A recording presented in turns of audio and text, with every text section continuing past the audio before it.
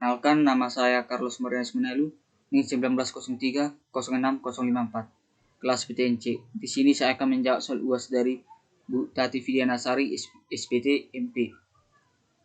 1. Jenis ternak jangkrik dan kuda yang sering diternakkan di Indonesia. Yang pertama jangkrik yang sering diternakkan di Indonesia ialah jangkrik Qrilus mitratus atau jangkrik clearing. Jangkrik ini memiliki keunggulan yaitu produksi telurnya tinggi dan masa produktivitasnya cukup lama. Dan ciri khusus pada jangkrik ini mempunyai garis warna kuning di bagian kepala, sayap kecoklatan, dan kulit kasar dan kering. Dan jangkrik ini lebih kecil dari jangkrik kalung. Dan jangkrik ini sering memakan hijauan yang mengandung air. Dan memiliki ciri bagian kepala berwarna merah kehijauan, dan ukuran tubuh kurang lebih dari 2-3 cm. Selanjutnya, jangkrik Qrilus bimaculatus. Jangkrik ini memiliki ciri-ciri mempunyai 2 tanda seperti titik di bagian pangkal sayapnya. Selanjutnya, ternak kuda. Ternak kuda yang sering dipelihara di Indonesia, yang pertama kuda gayo, memiliki ciri-ciri perutnya agak ke bawah atau setengah lingkaran dengan tinggi 118 cm sampai 125 cm, dan memiliki ciri khusus atau keunggulannya layak adaptasi terhadap lingkungannya, cukup baik dan tahan terhadap penyakit lokal, dan perawatannya lebih efisiensi dan ekonomis. Selanjutnya, kuda Sumbawa memiliki ciri-ciri memiliki warna tubuh dominan yaitu warna terang dan gelap, berekor panjang dan berbulu lebat. Kuda ini mempunyai hidung dan mulut yang cukup besar. Tubuh kuda Sumbawa ini kompak dan relatif kecil. Sedangkan pada tipe pacu memiliki punggung agak cikung. Selanjutnya, kuda pacu Jawa memiliki ciri-ciri tubuh bagian belakang kecil dibandingkan dengan bagian depan. Meskipun bagian tubuhnya kecil, kuda ini tahan terhadap panas. Selain itu, kaki dan tubuhnya seimbang dan kukunya lembek. Fisik kuda pacu Jawa ini kuat dan tingginya 115 cm. Selanjutnya, soal nomor 2. Jelaskan jenis pakan yang biasa digunakan peternak dalam pemeliharaan jangkrik dan kuda beserta formulasi dan kandungan pakan yang tersedia dalam pakan tersebut. 1. Pakan jangkrik. Pakan yang sering diberikan pada jangkrik yaitu daun ubi rambat dan pur ayam. Pemberian pakan biasanya 2 kali sehari, pagi hari dan sore hari. Untuk pemberian minum disemprotkan pada bagian dinding kandang dan jangan terkena pada pakan atau pada pur ayam. Untuk kandungan pada ubi rambat, serat kasarnya 11,5%, protein kasarnya 5%, nya 8,75%. Selanjutnya, pakan kuda. Kandungan pada pur ayam, kadar air maks 13,13%, protein kasar 18-19%, kasar maks 7,7%. Selanjutnya, pakan kuda. Pakan yang biasa digunakan pada kuda: 1. Hijauan berupa daun wortel dan rumput, olahan brand cap kepala kuda, dan pelet. Pemberian pada formulasi dan pemberian pada kuda 1 karung hijauan yang telah dicacah dan ditambahkan brand cap kepala kuda 12 gayung dan ditambahkan 5 gayung pelet untuk 12 kuda. Kandungan pada pakan kuda yang pertama rumput. Bahan kering 24,4%, protein kasar 8,20%, kasar 31,7%. Daun wortel protein kasar 18,71%, mak kasar 3,19%, cerak kasar 0,69%. Untuk konsentrat terdiri dari molasses air tidak kering 77%, protein kasar 4,2%, cerak kasar 7,7%. Selanjutnya soal nomor 3, jelaskan jumlah pendapatan yang diterima oleh peternak kuda dan jangkrik. Menurut saudara, apakah hal tersebut sudah sesuai dengan jam kerja yang dilaksanakan oleh peternak untuk dalam mengelola peternaknya tersebut? Jangkrik. Video yang saya review, pendapatan pada peternakan itu pendapatannya bisa berupa dari telur jangkrik dan jangkrik dewasa. Untuk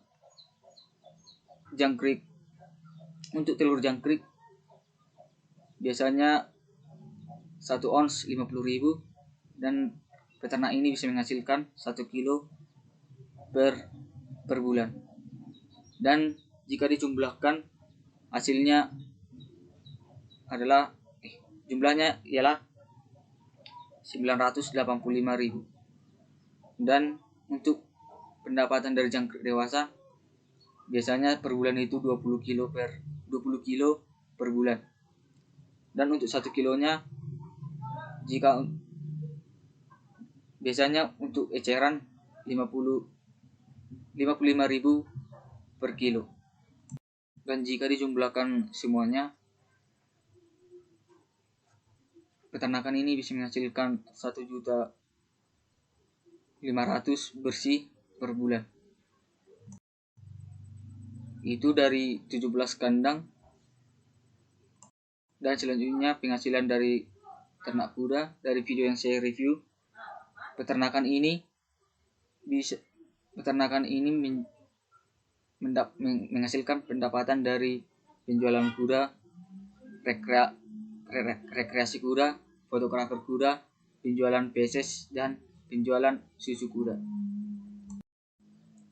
Pada penjualan kuda biasanya kalau anakannya harganya 15-30 juta dan kuda dewasa 40-80 juta tergantung jenis kuda. Dan untuk penjualan feses kuda biasanya 1 karung itu 20.000 dan untuk susu biasanya 1 liter itu 25.000. Jika dijumlah penghasilan peternak ini bisa per bulan bisa mencapai 20-50 juta per bulan. Ditambah lagi dengan pengeluaran, biasanya peternak ini bisa menghasilkan keuntungan 15-30 juta. Selanjutnya soal nomor 4. Jelaskan menurut saudara manajemen apakah yang perlu diperbaiki pada peternakan jangkrik. Dari kedua pendapatan dari peternakan jangkrik dan kuda, bahwa peternakan ini sudah sesuai dengan jam kerja yang dilaksanakan peternak dalam mengelola peternakannya. Karena dalam pemberian pakan sudah teratur pembersihan kandang, dan pemindahan terhadap jangkrik dewasa dan kuda dewasa sudah sesuai dengan ketentuan atau sudah dijadwalkan. Selanjutnya soal nomor 4. Jelaskan menurut saudara manajemen apakah yang masih perlu diperbaiki dalam peternakan jangkrik dan kuda yang saudara kunjungi atau review dibandingkan dengan teori yang saudara pelajari. Oke, jadi yang perlu 1, peternakan jangkrik. Pada video yang saya review, peternakan ini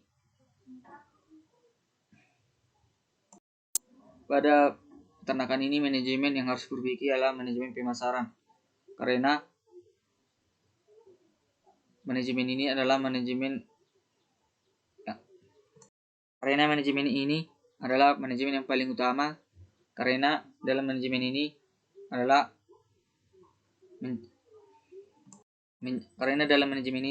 menentukan keuntungan si penjual.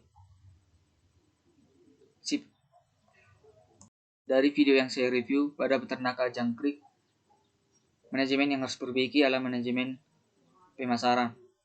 Karena di dalam video tersebut bahwa jangkrik yang dijual tidak terlalu banyak karena konsumen hanya membutuhkan sedikit, dan harga dalam pemasaran jangkrik tidak stabil, sehingga membuat para peternak jangkrik tidak berani membuat usahanya lebih besar karena takut akan merugi. Selanjutnya, peternakan kuda. Dari video yang saya review peternakan tersebut, manajemen yang harus diperbaiki adalah manajemen perkandangan. Karena 1, karena kandang tersebut dekat dengan pemukiman, berkisar 5 meter, dan alas kandang tersebut terbuat dari tanah, sehingga jika kuda tersebut kencing bisa membuat genangan, dan jika kuda tersebut mengeluarkan feses bisa bercampur dengan tanah dan menyebabkan bau busuk dan akan membuat kuda tersebut sakit. Selanjutnya soal nomor 5. Mengapa kuda lebih banyak dipelihara pada kandang individu? Kenapa kuda dipelihara 1 ekor per kandang? Karena agar mencegah kuda berkelahi dan agar kuda bisa bergerak leluasa, dan menjaga agar kuda tidak menyebarkan penyakit terhadap kuda yang lain. Soal nomor 6. Tuliskan judul jurnal dan sumber jurnal yang saudara jadikan tugas dalam ujian. Peliharaan jangkrik pada petani kecil di Kamboja. Sumber dari proyek IFNext oleh Dr. Max Pala dan Dr. IT.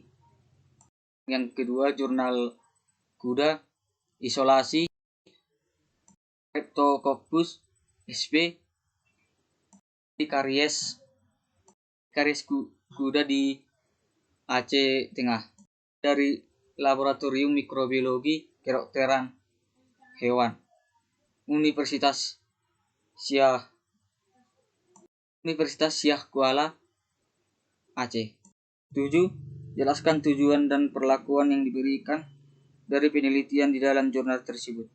Tujuan supaya petani tidak tergantung terhadap hasil dari pertanian dan ternak yang dipelihara, dan para petani tersebut bisa mendapatkan uang dari beternak jangkrik yang telah. Tujuan pemeliharaan jangkrik di Kamboja supaya para petani tersebut memiliki ekstra tambahan selain dari bertani dan beternak, Tujuan dari pemeliharaan jangkrik pada petani kecil di Kamboja supaya para petani bisa mendapatkan ekstra atau kegiatan dari beternak jangkrik selain dari bertani. Perlakuan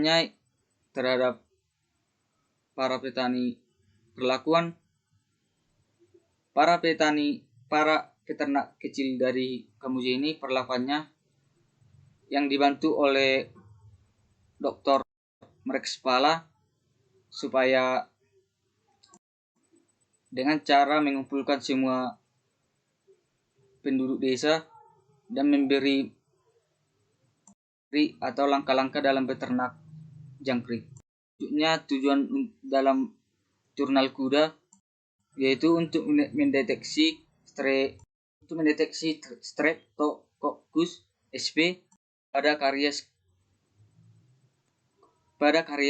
gigi kuda pada Kabupaten Aceh Tengah. Pokoknya ialah dengan identifikasi bakteri dan cara mengamati morfologi bakteri. Selanjutnya soal nomor 8, jelaskan hasil dan kesimpulan dari jurnal tersebut. Pada jurnal kuda yang saya baca, hasilnya ialah pada kuda yang berumur 5 tahun, positif ditemukannya Streptococcus sp pada gigi kuda. Dan kesimpulannya pada penelitian yang pada jurnal itu bahwa terdapat adanya Streptococcus sp pada kuda yang berada di Aceh. Dan pada kasus ini baru pertama kali terjadi di Aceh Tengah dengan ditemukannya Streptococcus sp pada kuda di Aceh. Jurnal yang kedua, hasil dari penelitian tersebut bahwa beternak jangkrik di Kamboja ini, para petani kecil tersebut bisa membuat peternakan sendiri dan pemeliharaan terhadap jangkrik tersebut. Dan para petani tersebut mempunyai penghasilan tambahan selain dari bertani. Kesimpulan dari jurnal yang saya baca, para petani kecil di Kamboja ini bisa menghasilkan uang dari beternak jangkrik dan ternak jangkrik itu bisa dikonsumsi oleh anak yang berumur di bawah 5 tahun dan ibu yang berusia 16 sampai 45 tahun.